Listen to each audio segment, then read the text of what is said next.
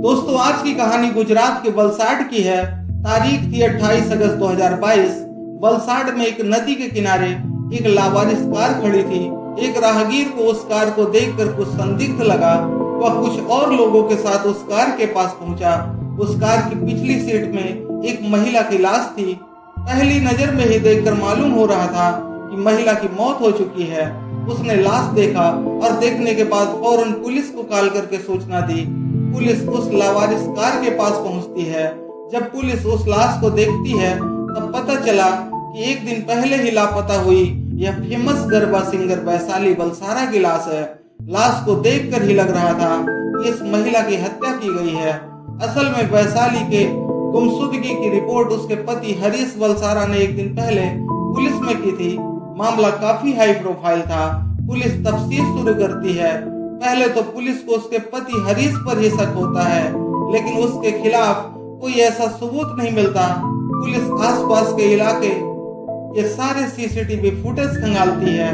वैशाली के फोन की call details भी निकाली जाती है और फिर पुलिस कड़ी से कड़ी मिलाकर कातिल तक पहुंच जाती है। और जब कातिल पकड़ा जाता है तो पुलिस के साथ साथ वैशाली के पति भी हैरान रह जाते हैं।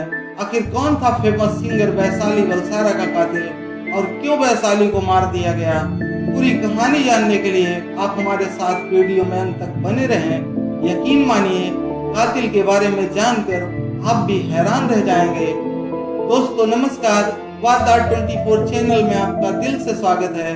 क्राइम के रियल और सच्ची कहानियां सुनने के लिए प्लीज अभी इस चैनल को सब्सक्राइब करके चैनल को सपोर्ट कीजिए। आइए पूरी कहानी को विस्तार से जानते हैं। वैशाली बलसारा गुजरात के वलसाड की रहने वाली थी, जिनकी उम्र लगभग 34 वर्ष थी। गुजरात का गरबा एक फेमस डांस है। वैशाली बलसारा एक फेमस गरबा सिंगर थी। वैशाली बलसारा देश विदेश तक गाना गाने जाती थी।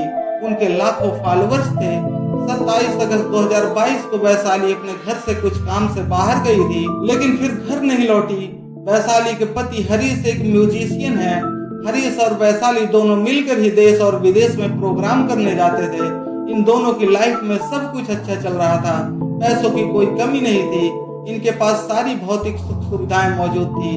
तभी 27 अगस्त की शाम तक वैशाली जब घर नहीं लौटी तो हरीश ने कई बार फोन किया, लेकिन फोन स्विच ऑफ था। हरीश ने वैशाली के जानने पहचानने वालों को भी फोन किया, लेकिन कुछ पता नहीं चला। इसके बाद हरीश ने वलसाड पुलिस थाने में वैशाली के लापता होने की शिकायत दर्ज कराई। पुलिस ने जांच शुरू की और अगले दिन 28 अगस्त रविवार को वलसाड में नदी के पास एक ब्लू कलर की बलेनो कार मिली। पुलिस को कार की पिछली सीट पर एक लाश मिली, जिसे देखकर पुलिस ने तुरंत पहचान लिया कि यह वही वैशाली है जो एक दिन पहले से लापता थी। लाश की हालत देखकर ही पुलिस समझ गई थी कि इस महिला की हत्या की गई है। अब वैशाली मर्डर में पुलिस ने पड़ताल शुरू की। सबसे पहले पुलिस ने वैशाली के पति हरीश से पूछताछ शुरू किया। पुलिस पूछताछ में हरीश ने जो बताया उससे पुलिस को यकीन हो गया कि वैशाली को हरीश ने नहीं मारा। अब पुलिस ने इस ब्लाइंड मर्डर केस को सॉल्व करने के लिए पुलिस की 8 टीमें गठित किया। सभी टीमों को अलग अलग जिम्मेदारी दी गई।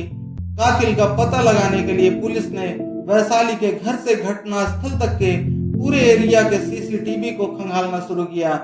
करीब 100 से ज्यादा सीसीटीवी की जांच के बाद पुलिस को एक बड़ा सुराग मिला।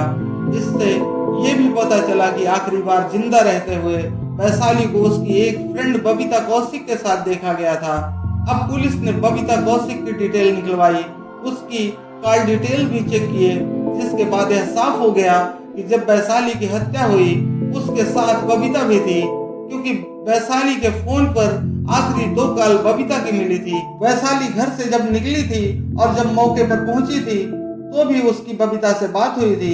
ऐसे में पुलिस का शक बबीता पर हुआ, लेकिन बबीता के बारे में जब पुलिस ने जानकारी जुटाई तो पता चला कि वह इस समय 8 महीने के प्रेग्नेंट है। उसका 10 साल का एक बेटा भी है और प्रेगनेंसी का 8वां महीना चल रहा है। ऐसे में पुलिस बबीता की हालत को देखते हुए डायरेक्ट उससे पूछताछ करना मुनासिब नहीं समझती। पुलिस के सामने यह एक बड़ी चुनौती थी और डर यह था कि अगर पूछताछ के दौरान हेल्थ से जुड़ी कोई दिक्कत हो गई तो पेट में पल रहे बच्चे को भी नुकसान हो सकता है। ऐसे में पुलिस ने इसका ध्यान रखते हुए एक नया और अनोखा तरीका निकाला। सबसे पहले डॉक्टर की एक टीम बनाई गई। फिर बबीता कौशिक के घर जाकर ये बताया गया कि आपकी दोस्त वैशाली का मर्डर हो चुका है। पता चला है वह आपकी बहुत अच्छी दोस्त थी। जांच में आखिरी बार आपसे बात होने की जानकारी मिली है, इसलिए आपसे कुछ जानकारी करना चाहते हैं।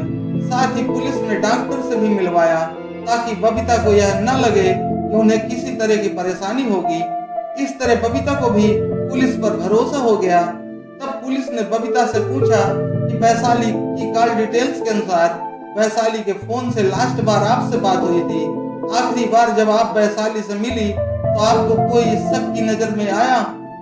तब बबीता ने पुलिस को उलझाने का प्रयास किया, इसलिए झूठ बोलते हुए कहा कि हाँ, आखिरी बार जब मिली थी तो वैशाली के साथ 2 और लोग थे, जिनमें से एक को वो पहचान सकती है। इस पर पुलिस ने कुछ लोगों के सीसीटीवी फुटेज की फोटो दिखाए। इसके अलावा भी कुछ लोगों के फोटो दिखाए गए। यह फोटो उन लोगों के थे जिनका वैशाली मर्डर केस से कोई लेना देना नहीं था। लेकिन पुलिस के इस ट्रैप में बबीता फंस गई।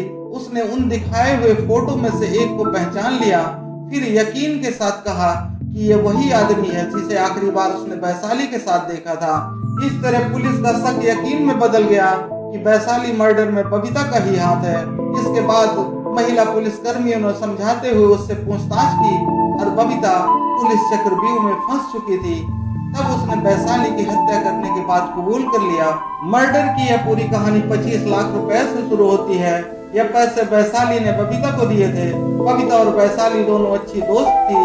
दोनों अक्सर एक दूसरे से मिला करती थी। वैशाली बबीता को अपनी बहन की तरह मानती थी। बबीता को जब भी कभी पैसों की जरूरत होती तो वह वैशाली से मांग लेती थी। बबीता ने अलग अलग कई बार में लगभग 25 लाख रुपए उधार लिए थे, लेकिन अब वह उन पैसों को लौटा नहीं रही थी। इस पर वैशाली बार बार पैसे मांग रही थी, लेकिन बबीता पैसे नहीं दे रही थी। तो वैशाली ने बबीता पर पैसे लौटाने के लिए दबाव बनाया। बबीता के पास पैसे नहीं थे। अब वो परेशान हो जाती है और यह सोचने लगती है कि वैशाली से कैसे पीछा छुड़ाए। फिर बबीता के दिमाग में एक साजिश का जन्म होता है और वो वैशाली को जान से मारने का इरादा करती है। अब वो खुद तो वैशाली को नहीं मार सकती थी क्योंकि वो प्रेग्नेंट थी। तो इस बार बबीता ने फेसबुक के जरिए 2 सुपारी किलर से संपर्क किया। दोनों सुपारी किलर से वैशाली की हत्या करने की बात 8 लाख रुपए में तय होती है। इसके बाद बबीता और वैशाली में बात हुई। वैशाली ने 27 अगस्त को पैसे लौटाने की बात कही तो बबीता ने कहा ठीक है, मैं पैसे मिल कर देती हूँ। इसके लिए उसे पुरानी और खाली पड़ी हीरे की फैक्ट्री के पास मिलने के लिए बुलाया।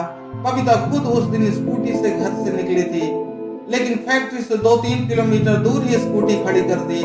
इसके बाद ऑटो लेकर वह उस जगह पर पहुंची जहां वैशाली को बुलाया था।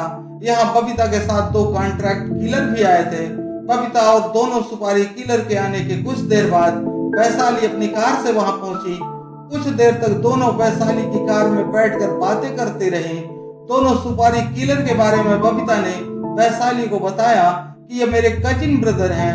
वैशाली को तनिक भी शक नहीं हुआ कि उसके साथ कोई अनहोनी होने वाली है। इसी दौरान दोनों सुपारी किलर भी कार में बैठ गए और वैशाली को क्लोरोफॉर्म स्प्रे करके बेहोश कर दिया, फिर गला दबाकर उसकी हत्या कर दिया। इसके बाद कार को कुछ दूर ले जाकर नदी के पास सुनसान जगह पर खड़ी कर दिया। इस पूरे केस के बारे में जब वैशाली के पति हरीश को जानकारी हुई तब उन्होंने हैरानी जताई क्योंकि उन्हें 25 लाख रुपए बबीता को दिए जाने के बारे में कोई जानकारी नहीं थी। वलसाड पुलिस ने आगे जांच बढ़ाते हुए पंजाब से एक सुपारी किलर को भी दबोच लिया। कत्ल के सभी आरोपियों को पुलिस ने जेल भेज दिया। दोस्तों, यह थी वैशाली वलसारा मर्डर केस की पूरी कहानी। वीडियो अच्छा लगा हो तो वीडियो को लाइक और चैनल को सब्सक्राइब जरूर करें। मिलते हैं क्राइम की एक और सच्ची कहानी के साथ एक नए वीडियो में। अपना और अपनों का ख्याल रखें। धन्यवाद।